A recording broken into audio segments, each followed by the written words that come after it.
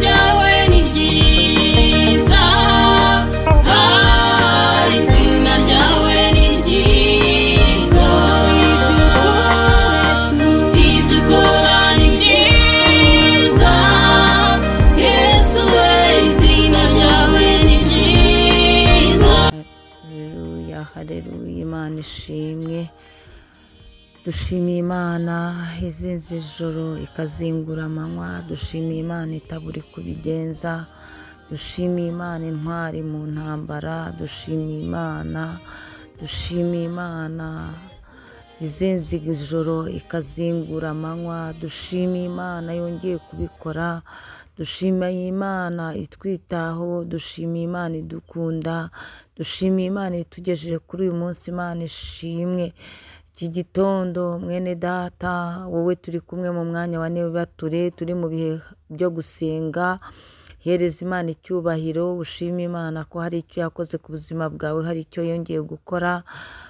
Nyemerera uhereza Imana icyubahiro, uvuga uturi uwera Mana, uri uwera. Iki gitondo rero ndagusuhuje wowe tubana mu mwanya wa nebature buri gihe, buri gitondo, abakristo b'itorero Elayono Mountain Church mu Rwanda, mwene data uri hano mu gihugu cyacu cy'u Rwanda, bari ku migabane itandukanye y'isi aho muri hose, Yesu Kristo ashimwe. Imana ijye ibampera umugisha kuko muri imbaraga zanjye, muransapotinga iyo muri kumwe nanjye turi gusenga, iyo muri gukora komenti, ni ukuri binezeza umutima wanjye. Imana rero ibaha umugisha. Iki gitondo turacyari mu bihe byiza byo gusenga, tuvuga ngo Imana ni ibizi. Muri kumwe na Bishop Leonira, umushumba w'itorero Elayono Mountain Church mu Rwanda. Twaraganiriye ku ijambo ryitwa ngo Imana ni ibizi.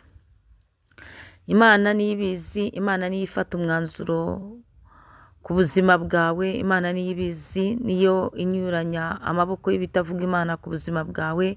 Imana niyo ibizi, niyo izi ejo hawe hazaza.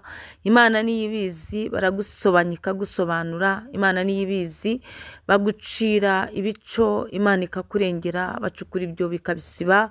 Imana niyo ibizi, batega imitego ikayitegura. Imana niyo ibizi.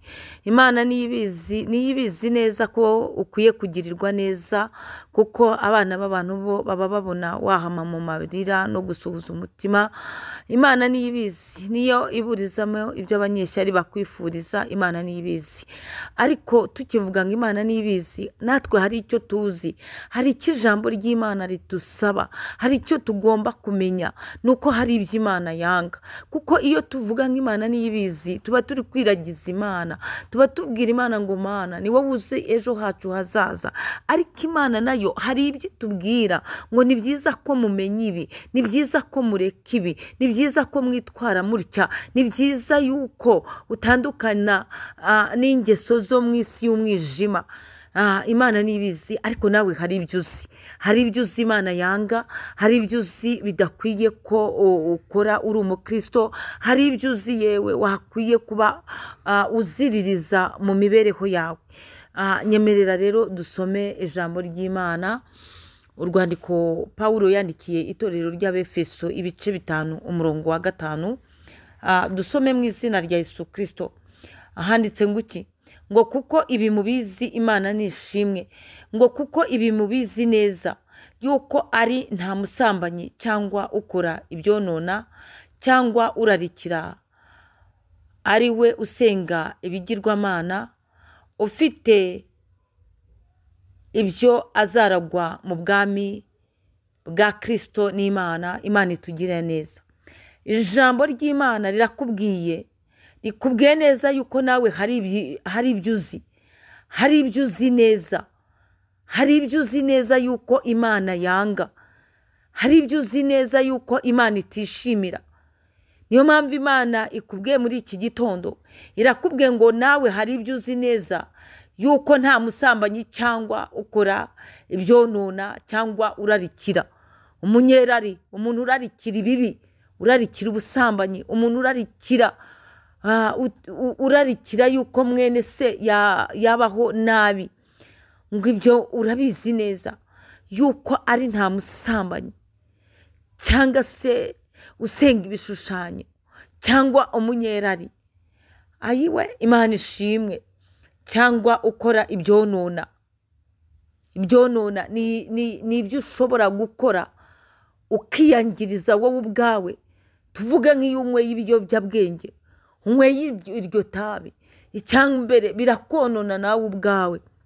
Icya kabiri bikagutandukanya n'ubwiza bw'Imana kuko bigutinyura gukora ibyaha.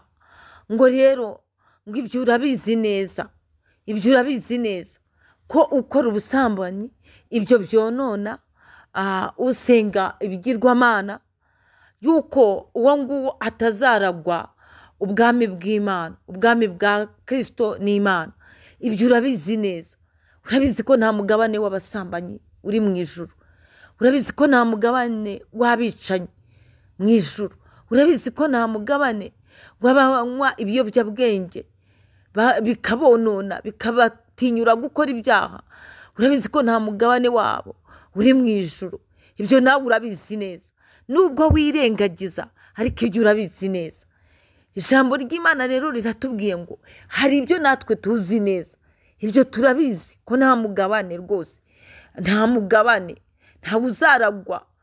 ntabwo uzaragwa mu bwami bwa Kristo n'Imana.